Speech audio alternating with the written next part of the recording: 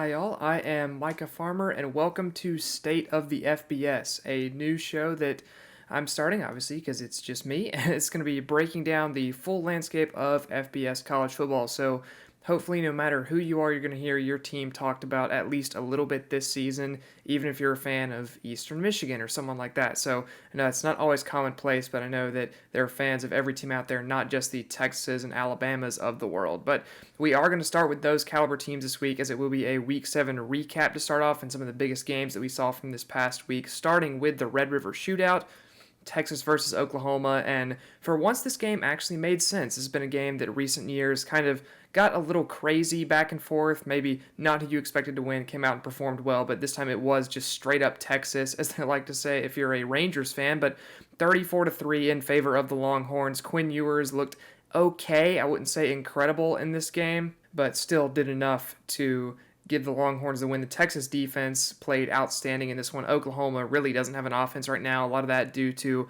the top 4 or 5 receivers have been out for a number of weeks for the Sooners, and then Michael Hawkins Jr. still trying to figure it out there. But the Oklahoma defense, I was less than impressed with in this game. They've been solid all season, but the Texas offense is just too good, I think, for the Sooners at this point in the year. Texas still clearly maintaining their spot as the number 1. We'll see if they can keep this up through the rest of the season. Next up, it was the big game of the week, Oregon versus Ohio State. Number 2 Ohio State, number 3 Oregon in Autzen Stadium. Night on the East Coast, not necessarily night on the West Coast at first, but this was a game where Ohio State looked like they were in control at the beginning of this game. A questionable catch to Ohio State tight end, and I thought it was an interception, to be honest. Even the replay analysis thought it was an interception, and that's a call that we've seen go against Ohio State before in a game against Michigan a couple years ago, so maybe you could argue karma for the Buckeyes, but Oregon was able to hang in this game, take advantage of some short fields.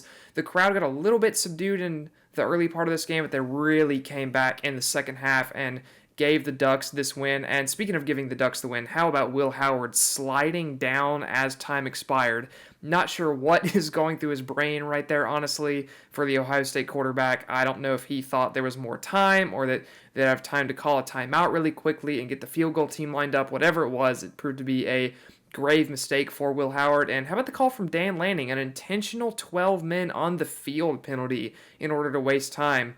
And NCAA, for once, getting on top of something, and of all things, it's that, to make the rule change very quickly. But Oregon, great win. They move it to number 2 following this win and are firmly in the driver's seat for the Big Ten auto bid to the CFP right now. Next up, Penn State versus Southern Cal. Penn State, this is a team I'm still not sure about. Southern Cal has been okay all year. They sit at 3-3 now. Penn State, for once, I think the offense is really there. The defense might not be, and that's very weird to think about with the James Franklin Penn State team. Usually the defense is incredible and you're going to have concerns about the offense, but Drew Aller has played very well so far this season. He's a guy I had many questions about coming into the year, and he has really impressed me. Nicholas Singleton has been struggling with some injuries off and on this year, but we'll see if he can get back to full form down at the end of the season. And then Adisa Isaac off the edge for Penn State, another great player, and they did just enough in this one, holding on and coming back in overtime. This is a game where they trailed late in the game, had to convert a 4th and long to even stay in the game in regulation, and then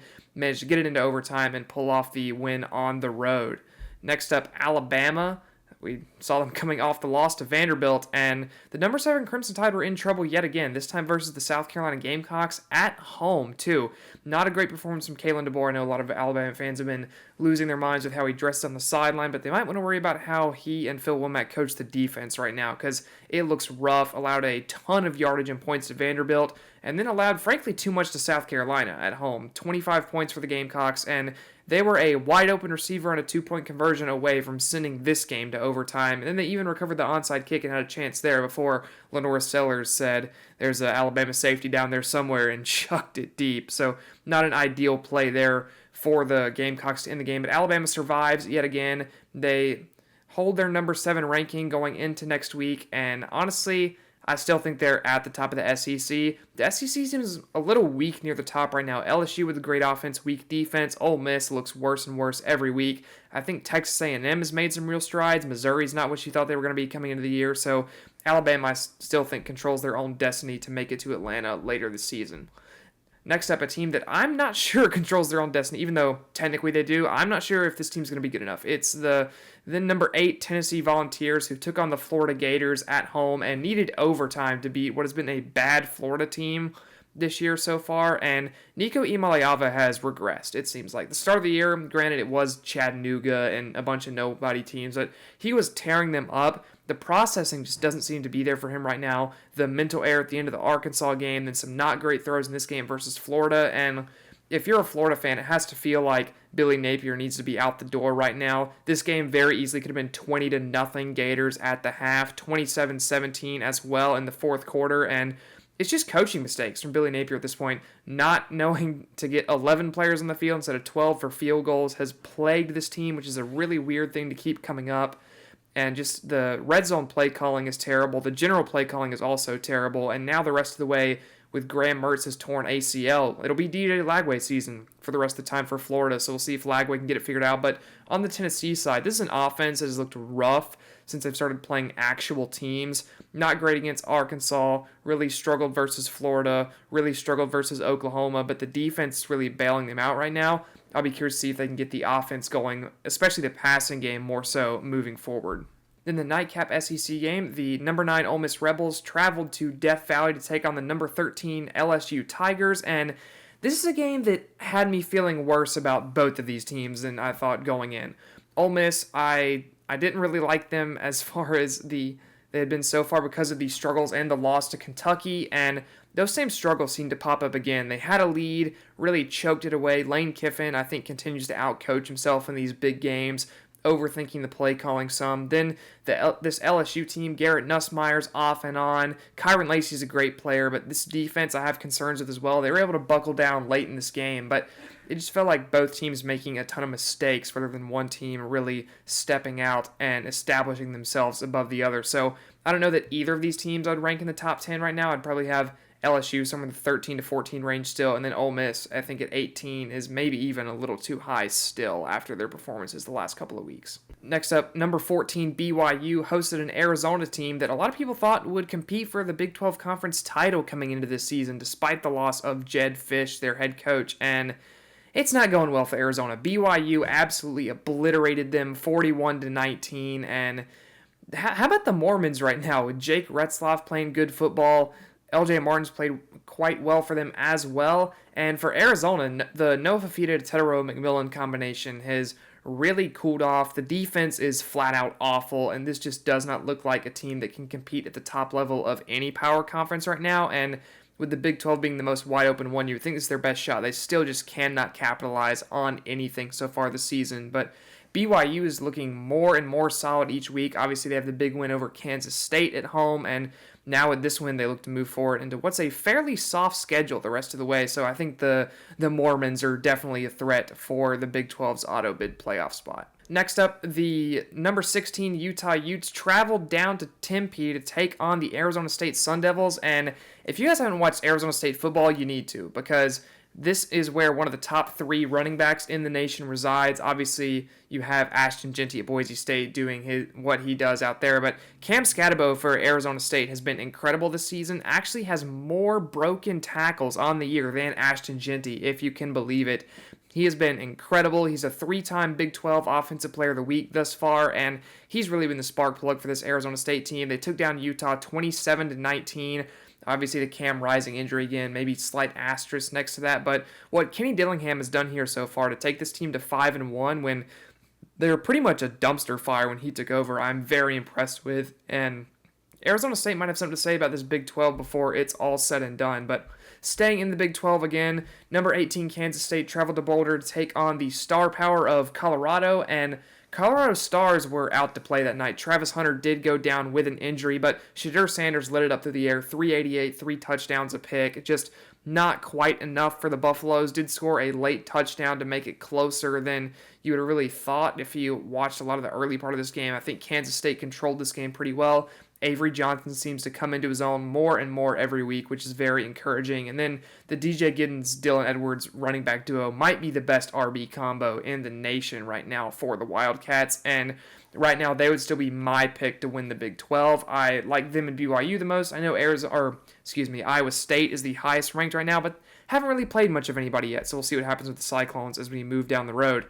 Then number 22, Pitt, who came into the game 5-0, took on the Cowgoritham and the Cal Golden Bears at home in Pittsburgh, and Pittsburgh moved to 6-0. This is a messy game. This is a tough game. Eli Holstein did not play well in this one, throwing for under 150 yards and 2 picks, but the Pitt defense did enough. This is a very solid Pitt defense under Pat Narduzzi this season, and they've really performed well so far, and I think they did it once again in this game, really shutting down Cal and Fernando Mendoza. Obviously, Jaden Ott not playing in this game, so maybe it goes differently if he's on the field for Cal, but Pitt does move to 6-0 for the first time in a very long time for the Panthers. Then the final recap game we need to mention this week is number 23 Illinois, which almost lost to one of the worst Power 5 teams of all time in 2024, Purdue. Purdue is now 1-6 and ranks outside the top 100 in scoring offense, scoring defense, total offense, and total defense, which is not where you want to be in a division with only 133, 134 teams. So it took Illinois 50 points and overtime to beat this Purdue team. That's just inexcusable. The defense has to show up at some point. Luke Altmaier played great. I love this receiver room that Illinois has going this year, especially Zachary Franklin's played very well, but the defense, man, the defense has got to be better. This is a team that took Penn State almost to the wire earlier this season, but if you want to compete with the Indianas, which that's crazy to say, but the Indianas, the Oregons, the Ohio States, Penn State's in the Big Ten, you're going to need a defense, and Illinois just does not seem to have one of those right now. Now that the Week 7 recap is done, let's get right into these full conference breakdowns. This is really going to be the meat of the show. Each week, talk about conference championship outlooks, which teams are really poised to make it there, and which teams I think still control their own destiny, still have a college football playoff chance. But let's start with the SEC. Every year it's always the meme. It just means more, the best conference. But a lot of the highest ranked teams, so it is what it is, I guess. But let's start off with the top of the SEC, and you might think it's Texas. It's not. It's Texas A&M, who currently has played one more conference game than Texas, so sits at the top of the league at 3-0, and this is a team I think is getting better and better every week. You saw them absolutely obliterate Missouri a couple weeks ago, and they've really just kept right on rolling as the season's moved on. I've been very impressed with them. I was very impressed with Marcel Reed as he stepped in to really fulfill duties for that team, and they did have a bye this week, but Connor Wegman coming back, we'll see if he can really retake the reins of the offense. I love Le'Veon Moss in the backfield. He's been incredible. This defense has been flying around. Nick Scorton is amazing off the edge for the Aggies, and I really think this is your second SEC championship team at this point in the year. They're getting better and better and better as the season moves on, and with how shaky teams like Alabama have looked, I'm not so sure if Georgia's going to make it unscathed through the rest of their schedule. I think A&M could really be set up well to meet probably Texas in the SEC championship. Texas did just obliterate Oklahoma in their rivalry game. They keep right on rolling. Welcome Georgia to town this week. That will be a huge game for them. Then you kind of have a weird clump of LSU, Georgia, Arkansas, and Vanderbilt, your next 4 teams in the SEC standings. I think this is a very underrated Arkansas team. Let's talk about them first. The quarterback situation is a little fluid there right now. I think they'll get that figured out as the season moves on. This has been a very, very solid defense. It's hard to go into Arkansas and win the season. Just ask Tennessee. They fell to the hands of the Hogs there earlier this season. LSU, I'm not sold on at all. I think the defense is frankly bad. I haven't been impressed with them very much. They got torn up by USC. They've gotten torn up by South Carolina. They got torn up by Ole Miss in the first half of that game, but the offense keeps doing just enough to bail them out. I don't know how long they can keep that going as they move into harder games further down their schedule. And then as far as Georgia goes, I expect them to drop the game to Texas this week, and then you never know what's going to happen when they play Ole Miss later in the season. The Clemson win is looking better and better every week, though, as Clemson continues to tear up the ACC behind only Miami, so we'll see what the outlook for the Dogs is at the end of the season. I would still expect them to get an at-large bid at this point. Then how about the Vanderbilt Commodores? One of the best seasons in recent memory for Vanderbilt as they sit at 4-2. Obviously, the win over number 1 Alabama is huge, but they didn't have hangover and followed up with a good, solid win over Kentucky. And now they welcome Ball State into Nashville. So this Vandy team should be 5-2 after this week. And honestly, they're just a couple of plays away from 6-0 right now. If they wouldn't have let Georgia State drive right down the field at the end of that game, and if they could have made the 27-yard field goal in overtime versus Missouri, 6-0 Vandy's a real possibility right now, but unfortunately, Those didn't happen, and that's why you play the games. But next up is a lot of ranked SEC teams. Number 7, Alabama. Number 11, Tennessee. Number 19, Missouri. And number 18, Ole Miss. I expect Missouri to fall off a cliff. Honestly, this is a team that's looked worse and worse every week. This is a team I really liked going into the season, but Brady Cook is not cooking right now. He just is not good. And this team can't seem to find Luther Burden. They're struggling to get him the ball. Nate Noel has really dipped after a very strong start of the season. And Johnny Walker continues to be anonymous out there on the edge. And he was supposed to be the Darius Robinson replacement. So not really a good situation there for Mizzou. Alabama, I think, looked shaky. We've mentioned that earlier in the Week 7 recap. Talked about their unsteady defense at times. Tennessee, their unsteady offense. And Ole Miss, their unsteady everything, as neither side of the ball for that team can seem to figure out what they're doing other than faking injuries every other play late in the game. So at least Lane Kiffin's got that down. Then the bottom of the conference is Oklahoma, Florida, South Carolina, Kentucky, Auburn, and Mississippi State. Oklahoma, great defense, no offense. They just could not compete with Texas. Florida's looking better each week. Did handle a UCF team that came in top 5 in the country in rushing yards per game, then took Tennessee to overtime, and now with DJ Lagway starting the rest of the way because the Graham Mertz torn ACL, I don't know what the Gators' outlook is. I still think that's a brutal schedule. I definitely expect them to get smacked around by Texas and Georgia, but you never know. Maybe in the swamp they can steal one versus Ole Miss or LSU later in the season. And, of course, the Florida State game looking a lot easier now than it did at the beginning of the year. South Carolina has, I think, one of the best edge duos in the country in Kyle Kennard and Dylan Stewart. They've both been playing incredibly, especially Kyle Kennard. Kennard's been playing absolutely out of his mind this season thus far. I think he could play his way into a first-round draft slot at this point. Real speed guy off the edge, does showcase power as well. I really liked what I've seen from him, especially when he's not gunning down Jackson Dart in the backfield. Kentucky, they're a weird team. Obviously, the win over Ole Miss, they took Georgia to the wire, but then the struggles, the loss to Vandy, you're not sure what you're going to get from Brock Vandegrift on a week-to-week basis. Dayon Walker is an incredible pass rusher on the defensive line, but just not quite enough pieces. I would love to see them get Barry and Brown the ball more because he is electric with the ball in his hands, and I'd love to see what he can do for that offense. Auburn, yikes. A lot of turnovers for the Auburn Tigers. The quarterback situation is not good at all. The offensive line continues to struggle. Hugh Freeze, for some reason, doesn't want to give his all-SEC caliber running back the football. Don't know why that is, but prayers up for Jarquez Hunter. Maybe he can get some more carries as we move throughout the year. And you feel for this defense because the defense has played at least solid a lot of the year, and the offense keeps giving the ball away. So not ideal for them. Mississippi State, it's a lost season at this point in Starkville. Michael Van Buren has looked at least okay at quarterback. There's some flashes there, and for a true freshman, that's really all you can ask for, but definitely on the rebuild in Starkville right now. But that is it for your SEC rundown for this week. Next, we're going to head over to the Big Ten and cue the commercial, except don't because YouTube will copyright strike this quicker than you can say the word commercial. Over in the Big Ten, it is a similar case to the SEC where it's not Oregon leading the conference as you would expect, but at Indiana, the 6-0 Indiana Hoosiers lead because on ESPN, I comes before O, and just in general, I comes before O in the alphabet. But the Hoosiers are 6-0 for the first time since the 60s. Curtis Rourke is playing incredible football for the Hoosiers. Kurt Cignetti really has this program turned around. It's a high-flying offense out there in Indiana, and I am super excited to see what this team can do. I think they have an outside chance at making the Big Ten Conference Championship game. Then we mentioned Oregon and Penn State already, both second and third in the conference. Big wins this past week for both of those teams for different reasons. Oregon for the massive win over Ohio State, and then Penn State for the ability to come back in that game. And they're ranked number 3 right now, which is, they don't feel like the third best team in the country, but there they are. So that's really all you can ask of them. Illinois at number 22. How do you give up 49 points to Purdue? I have no idea, but maybe Purdue's turned the corner. Maybe Oregon's in trouble this weekend. Who knows? But Illinois, I think they need to get the defense right. The offense is good. I like Luke Altmaier a lot. I like the receiving core. We'll see if they can bounce back. I know they won, but still, don't give up 49 to Purdue. See if they can bounce back moving forward. Ohio State down to number 4 and down in the Big Ten Conference standings.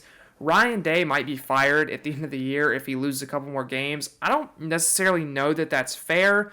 I think he's all but guaranteed a Michigan win this year, though, because Michigan hasn't discovered the forward pass yet this season. So at least he might get to keep his job because of that. Then, speaking of teams that haven't discovered the forward pass, Iowa and Michigan both down there, although for different reasons. Iowa hasn't discovered the forward pass because they don't need to, because Caleb Johnson is incredible and would be in the conversation, if not the best running back in the country, if a guy named Ashton Jeanty didn't exist. For Michigan, it's because they don't know how to throw a football. It's that simple. The Michigan offense is not working. It's not doing anything right now. But above both of those teams are the Nebraska Cornhuskers. I think this team should be ranked right now. They're 5-1 with the only loss to a ranked Illinois team, and I like Nebraska. I don't think they get the win over Indiana this weekend. I think Indiana's a little bit too good, but this Nebraska team is definitely solid, definitely headed in the right direction under Matt Rule, and I really like what I've seen from Dylan Raiola as far as a young quarterback, and then Tommy Hill is a great player in the secondary as well. Then Wisconsin and Minnesota right next to each other in the standings. This Wisconsin team is so weird to me. They really struggled earlier in the season versus some lesser tier opponents, and then they obliterated what was a solid Rutgers team coming into that game. Kyle Mananga was really shut down, so very weird team for Wisconsin. And Minnesota has the win over USC, and also some really bad losses to start the year as well. So this kind of bottom half of the Big Ten, there's a lot of teams that are right around that mid to bad area, and Washington and Rutgers, I think, fit that category as well. Kelly McManus for Rutgers has been at least decent, nothing special, but Kyle Mananga is a very good running back for them. I think he is definitely NFL quality running back once he goes pro. Then the bottom of the Big Ten, you have Michigan State, Northwestern, Maryland, Purdue, UCLA. They're all terrible. That's really all you need to know. The Aiden Childs, Jonathan Smith era is not off to a good start in Michigan State. Aiden Childs has really been struggling so far. Northwestern did get a big win over Maryland, so a battle of the Big Ten basement went the direction of the purple team that time, and the Wildcats and their beautiful stadium, although that game was played in Maryland. Purdue and UCLA are two of the worst Power 5 teams I have ever seen. Purdue is weird. We've seen number 2 teams get upset at night at Purdue before. Shout out Ohio State, so Oregon might need to be careful this weekend. Who knows? And then UCLA would probably lose to Kennesaw State right now. They're so bad. Maybe not Kennesaw State, but UCLA is a very bad football team. And then Southern Cal is also towards the bottom of the Big Ten based on their conference losses. And this is a weird team. There's not a lot.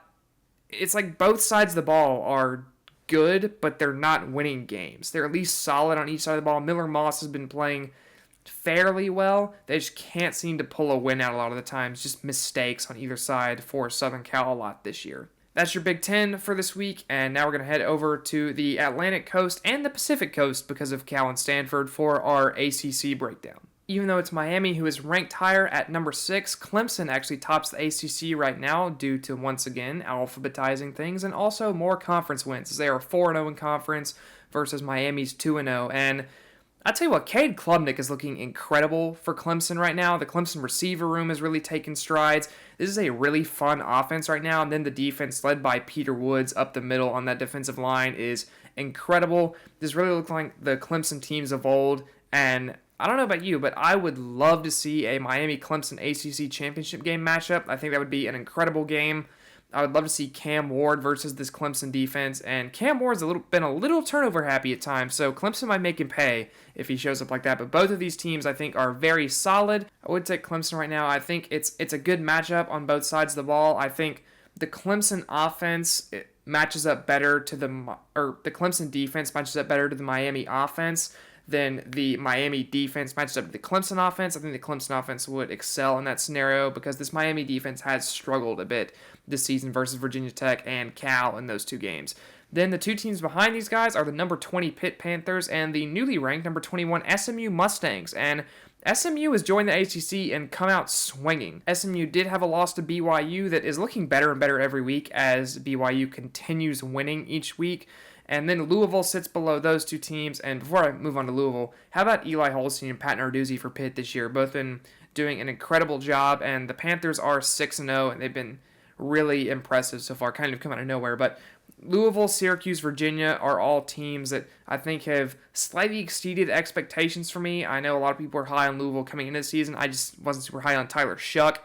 He's been slightly better than I expected, and the Cardinals sit at 4-2. But Kyle McCord has also been playing very well for Syracuse. He's been one of the more underrated quarterbacks in college football this season, I think.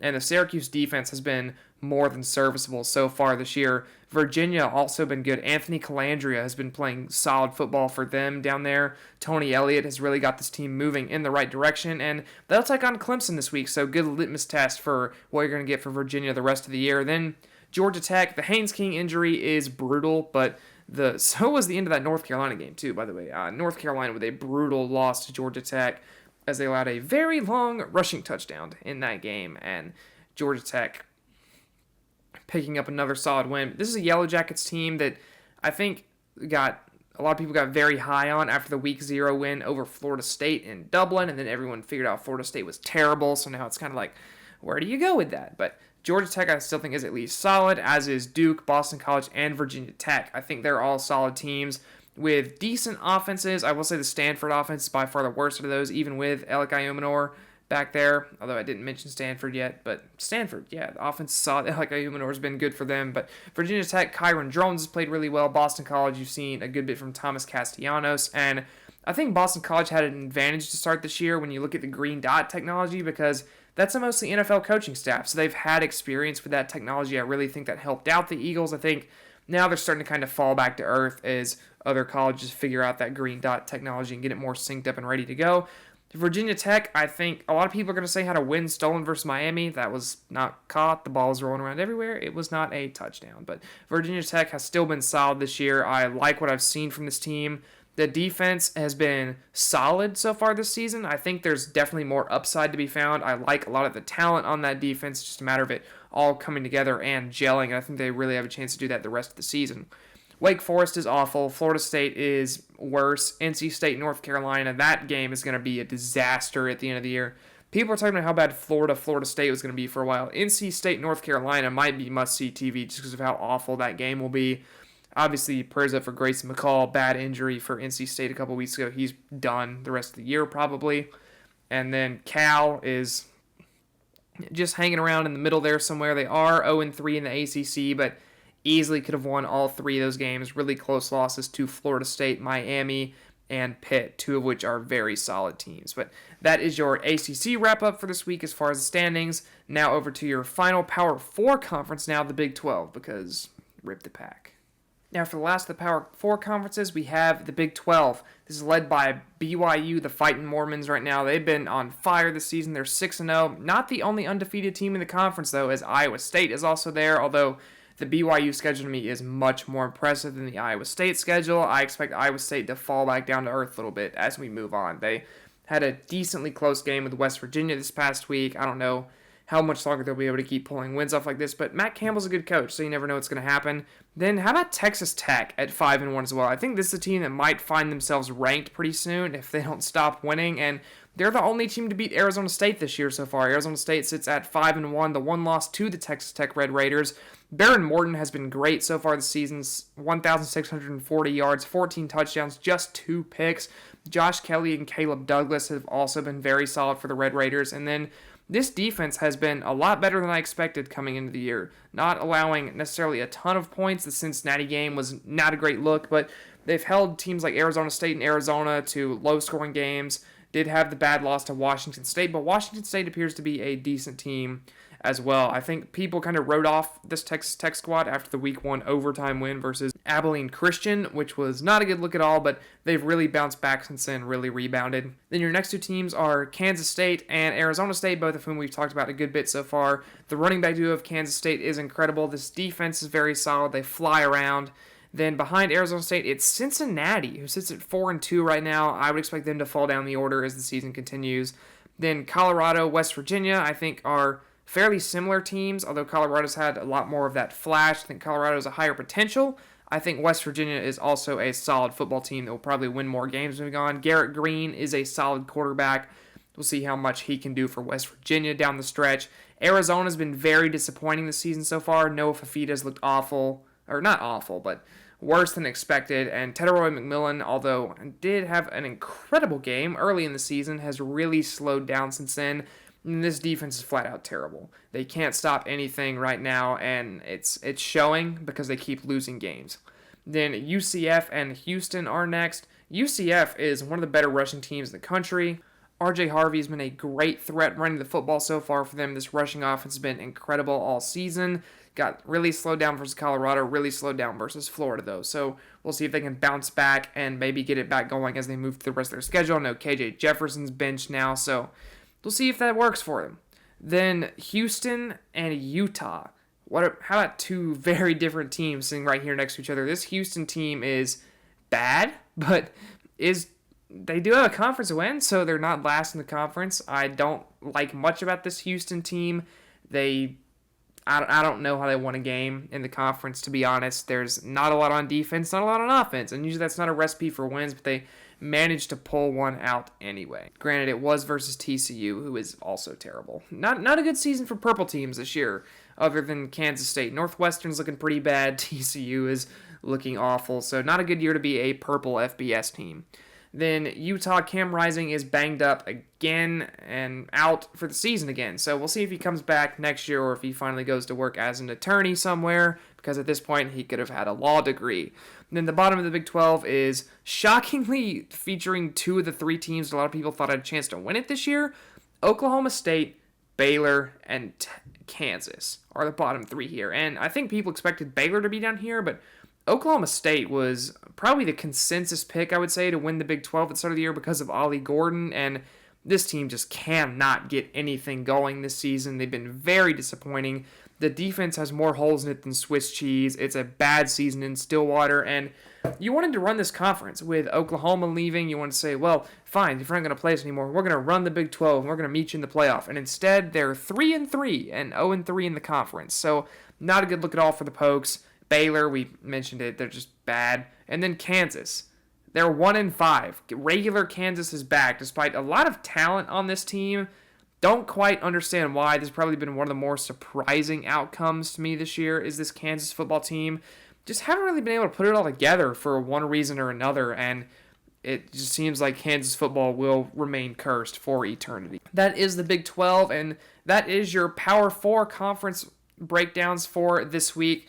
Now we're going to jump over into the Group of 5 and also the Pac-12 or the Pac-2. Let's start with those guys. Washington State has looked very solid this season. They currently sit at 5-1 on the year. Oregon State 4-2. So both these teams are at least solid. And I mean, what really more is there to say? There's no conference championship. If they're going to make it in the playoff, it would be an at-large bid, which I don't think either of these teams are good enough or have the schedule really to do. So they're just out there existing right now until the rest of the members join in a couple years. Next up is the very aptly named American this year because it features two undefeated and ranked military service academies. How about Army and Navy this year, both in the top 25? And they both have quarterbacks who are their team's leading passer and leading rusher. For Army, it is Bryson Daly, and then for Navy, it is Blake Horvath. And Horvath has accounted for 17 total touchdowns, 7 through the air, 10 on the ground, and only 1 interception.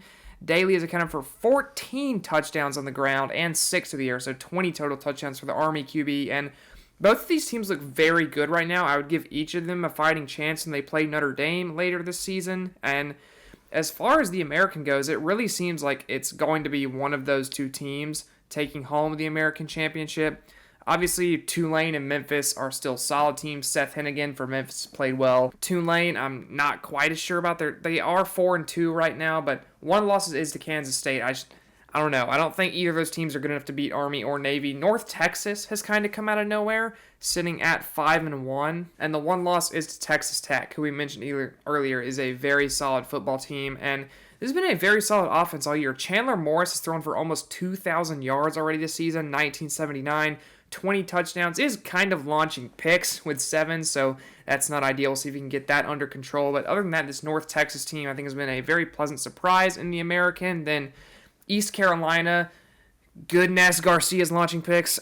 Speaking of guys launching picks, a lot from the East Carolina offense. And then Savon Revel, huge blow to the Pirates, torn ACL out for the season. Their big star corner who was looking to be a very high pick in the NFL draft this coming year. And I don't know how high he'll go now coming off the torn ACL, but he is such a good player. Tall, prototypical corner build, really good coverage skills, good instincts, good tackling ability. So I was really excited to watch him this season, and then he tore his ACL in practice, which is a real bummer. Rice is Rice, they're okay. They're mid in the American. South Florida's been really disappointing. You expected Byron Brown coming into the season. Obviously, that hasn't worked out so far this year. And they lost to Memphis 21-3 this past week. Bryce Archie is not good, I think you can say.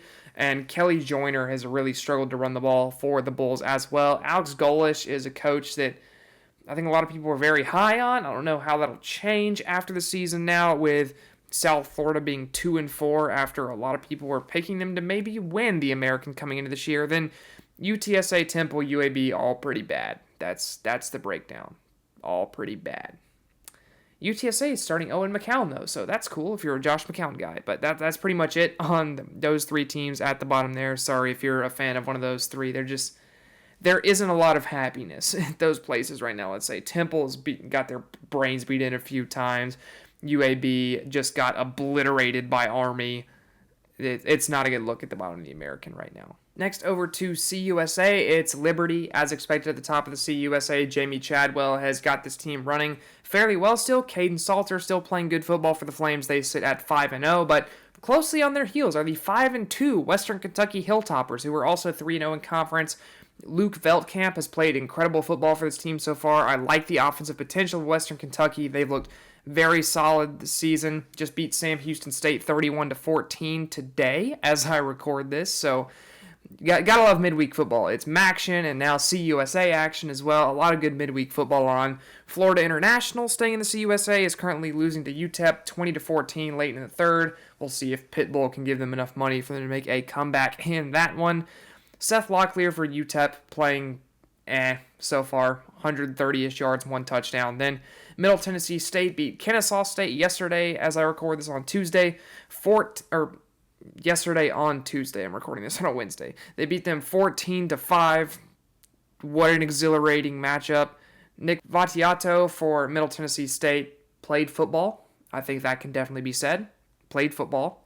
Accounted for no touchdowns through just under 200 yards. And I don't know. It's Middle Tennessee State. They're not incredible. They're 2-5, but they're good enough to beat Kennesaw State. Then New Mexico State took down Louisiana Tech. New Mexico State moves to 2-5. La Tech to 2-4. That was 33-30 there in CUSA. But yeah, the middle of this conference a little bit of a mess. Sam Houston State, Florida International, Louisiana Tech.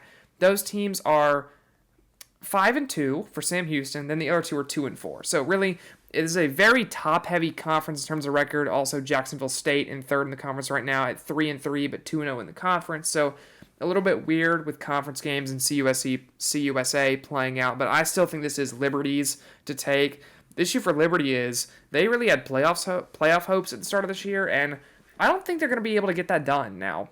With how good Boise State is, with how good some of the service academies are right now, I don't think there's an opening for a CUSA team to make the playoffs. The schedule just flat out isn't difficult enough for any CUSA team. So that is really going to be your CUSA rundown for this week. And if you're a fan of Kennesaw State, New Mexico, Middle Tennessee State, or UTEP, my heart goes out to you because, goodness, those are some terrible football teams. Next up, it is time for some MACtion, and at the top of the conference, it is Buffalo, Ohio, and Western Michigan. There we go. Words are difficult sometimes, especially late at night as I record this, but those three teams all tied at 2-0 in conference, though Buffalo and Ohio 4-2, while Western Michigan is 3-3. Then Toledo, Northern Illinois, Miami, Eastern Michigan, Central Michigan, Bowling Green all sit at 1-1 in the conference with various states of records. Northern Illinois obviously has the huge win at Notre Dame. They've struggled a bit since then, dropping 2 games.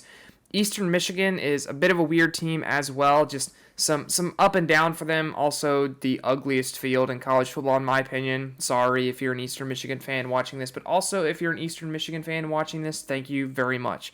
But then, oddly, 2 of the best tight ends in college football also reside in this conference, playing for Ball State and Bowling Green, respectively. So, if you're not familiar with those guys, get ready to be familiar with those guys. Let's start with the Bowling Green tight end. That is Harold Fanine Jr. He has 701 yards on the season and 5 touchdowns as a tight end on a 2-4 Bowling Green team. I will say, I think this Bowling Green team is a lot better than their 2-4 record would suggest, though, because they have losses, close losses, at Penn State and at Texas A&M, 2 of the better teams in the country right now. So Bowling Green, I think, could definitely make some noise. Obviously, did lose in Northern Illinois, but then Northern Illinois beat Notre Dame. So a lot of decent losses by MAC standards so far in the season for Bowling Green. I think they could definitely improve a lot as they move on throughout the season. And Haneen has been such a threat for them at the tight end position. Is just not coverable by MAC level athletes all the time. I know Quinion Mitchell, but he's a bit of an outlier in the MAC, let's be honest. And Bowling Green, I think, definitely has a lot of upside as they move through the rest of the season. As far as the Ball State tight end, that would be Tanner Kotsiel at tight end for them. He has 434 yards and 3 touchdowns at this point in the season. This is another guy who's just a matchup nightmare at the tight end position in the MAC, has really been playing solid football, leads this team in receiving. Caden Samanza has been for Ball State so far, 12 touchdowns, 7 picks, not a good ratio at all. Ball State is 2-4, and they travel to the powerhouse that is Vanderbilt this week. So, not sure that that'll improve, but at least they have Kotsiel, who is playing very, very good football at the tight end position. Both of those guys are top 3 in the nation in yards by tight end right now. Eli Stowers of Vanderbilt is the other one up there right now. So, great tight end play in the MAC right now. And then, obviously, holding it down at the bottom are Kent State and Akron, because the more things change, the more things stay the same. That is your MACtion recap of the week, though, in State of the FBS. Let's move on over out west to the Mountain West, and as it's known this season, the Ashton Jeanty propaganda segment. So, yeah, Ashton Jeanty is definitely going to at least give Barry Sanders' record a shot this year. I personally think he breaks it. I think he's going to have to play full games as the season moves on, and he's averaging almost 9 yards per carry against boxes of 8 men or more, which is just absurd. Ashton Jeanty after contact would lead the Mountain West in rushing yards, just after contact. Another absurd stat. He has been on another level this season. Some of the best contact balance I've ever seen. And he's a short guy, too, at least for D1 running back standards. I think he's 5'9". So, a short little guy out there, but amazing contact balance, breakaway speed, just everything you could want out of a running back, and a menacing backfield stance, as all the memes have been made out of. But behind 15th ranked Boise State is a UNLV. I know there's a lot of controversy early in the year about their quarterback and some unreceived NIL money, and then UNLV is like, it's not unreceived NIL money, he just quit. But whatever the problem is there, they are still 5-1. They're playing very good football out there in Las Vegas, and they kept it up again with a win over Utah State this past week, and they really seem to be rolling. They dropped 50 again, 50-34 over Utah State, and that's a team I think that if anyone's going to give Boise a run for their money in this conference, it's going to be UNLV for sure. Then next up is San Diego State, Colorado State, San Jose State. I think all those teams are fairly comparable. Two of these teams have incredible receivers, by the way. Colorado State has Torrey Horton, who probably could have gone 3rd or 4th round last year if he would have declared for the draft. Came back to Colorado State, wanted to beat Colorado.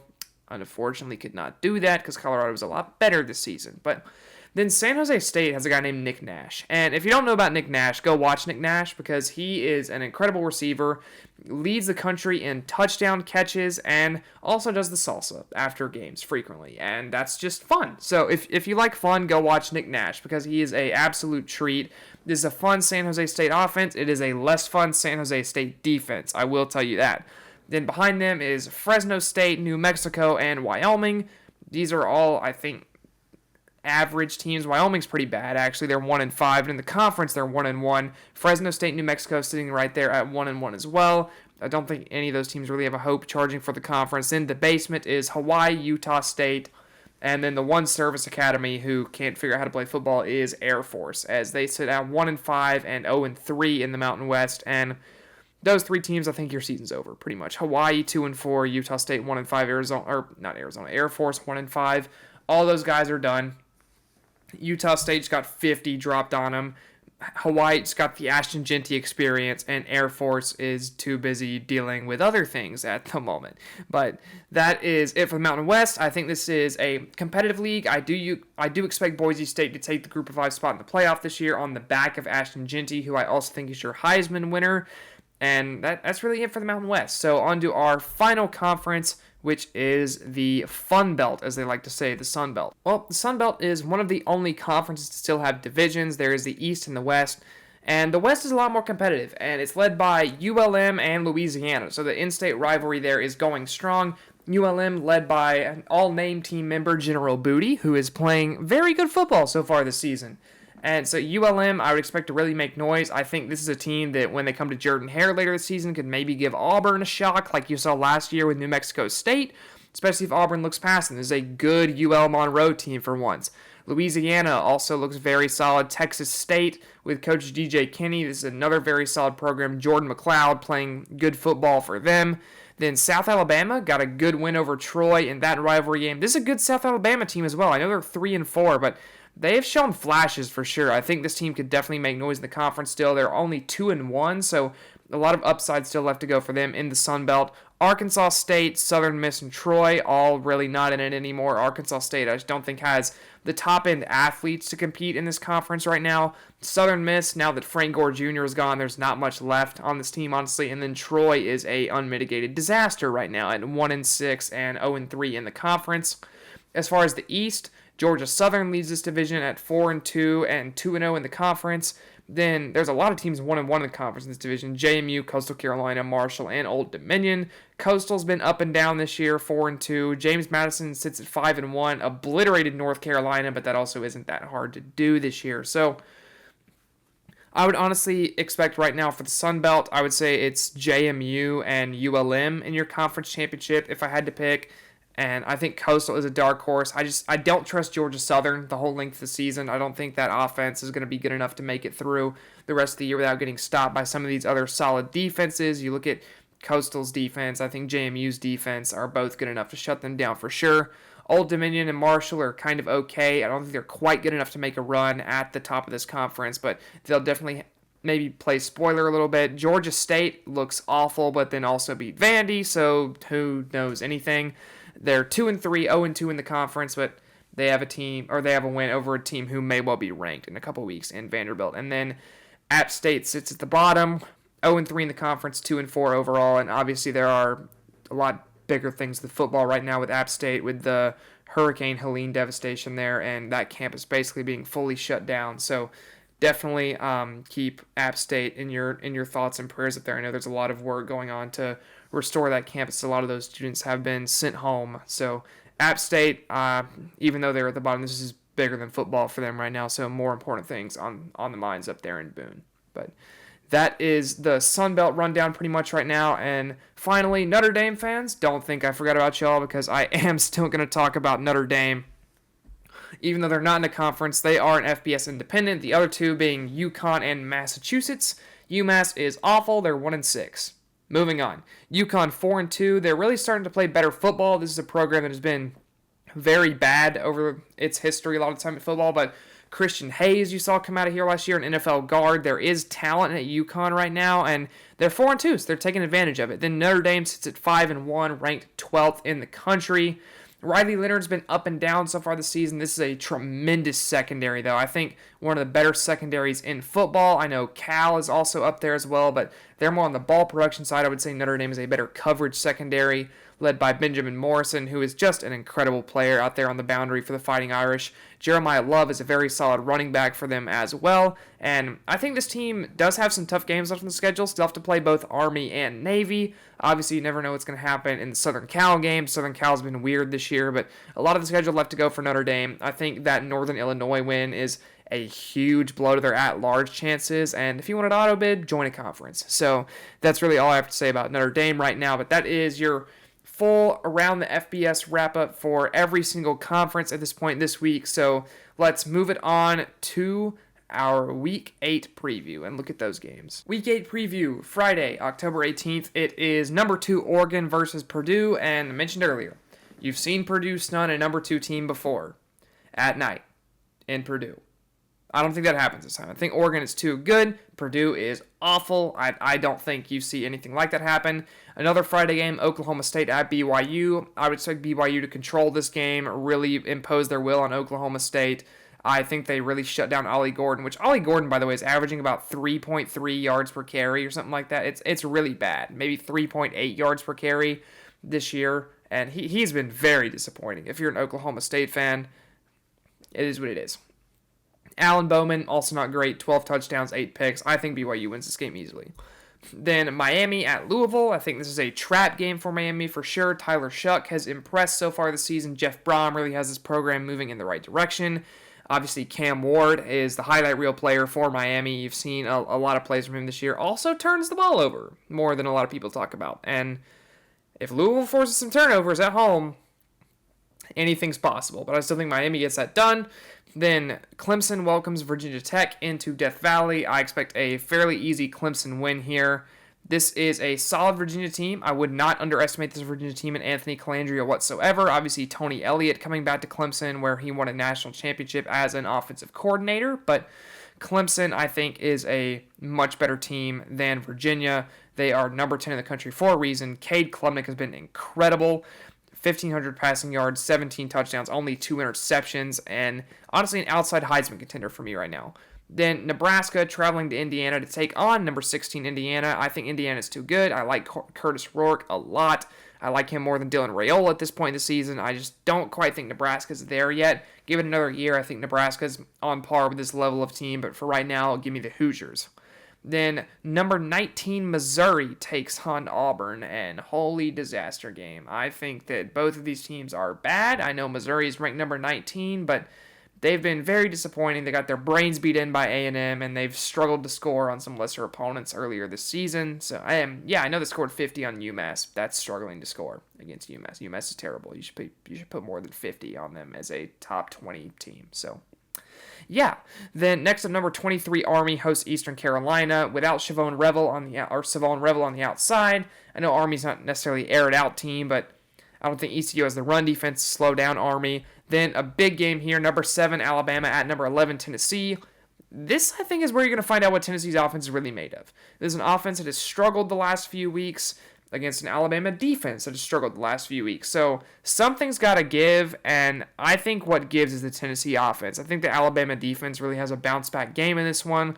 I think Tennessee struggles to contain both aspects of Jalen Milroe, and I don't think Alabama's going to lose 2 in a row in Neyland. I think they bounce back, and I think they take it to Tennessee and get the win.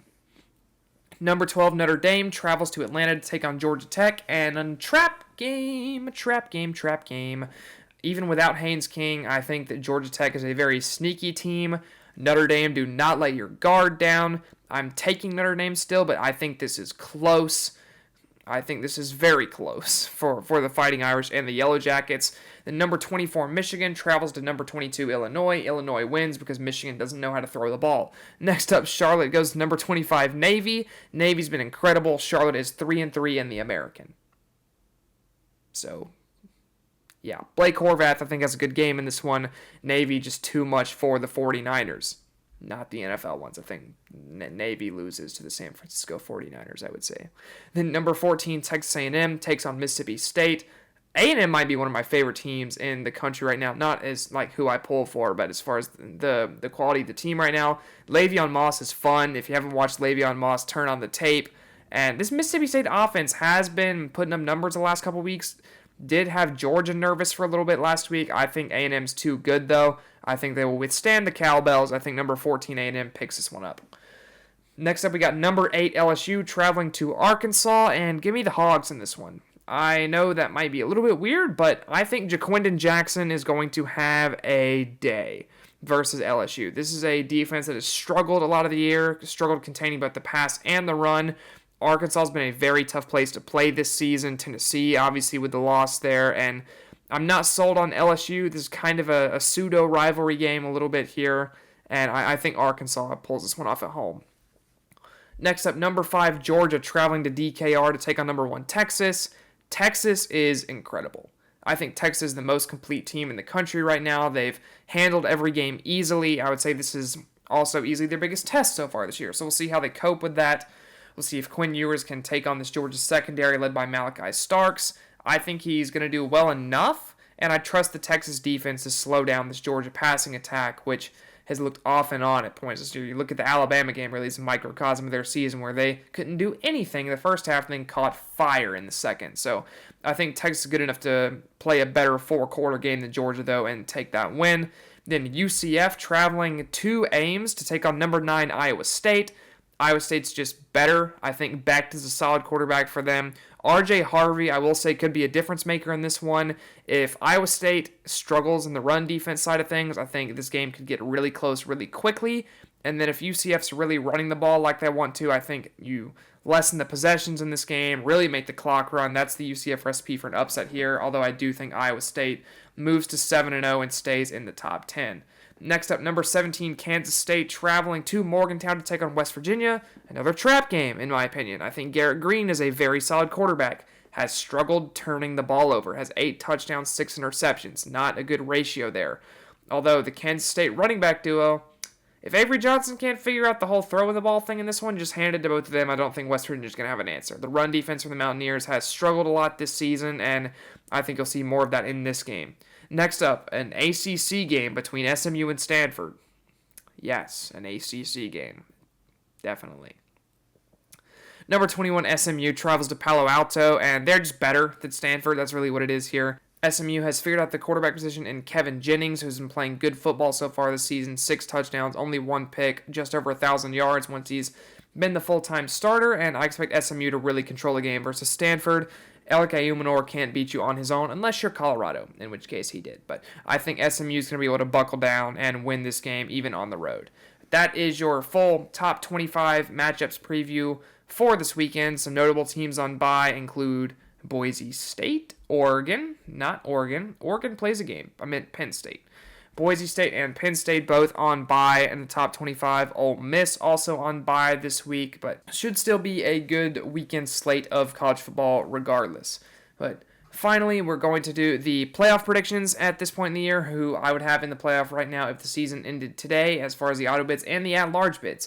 And then we'll talk about Heisman, and then that'll be it for episode number 1. But let's start with the playoff picture. Right now, my auto bids are Texas, Oregon, Clemson, and Kansas State. I think those are the 4 auto bids. I think Texas just is the most complete team in the country. I think Oregon already beating Ohio State once will be a huge leg up for them. I think they can get the Big Ten championship done. I really like Clemson right now more than Miami. Miami's been more volatile. They've been in more close games. I know Clemson has the terrible loss to Georgia, but they've really improved since then.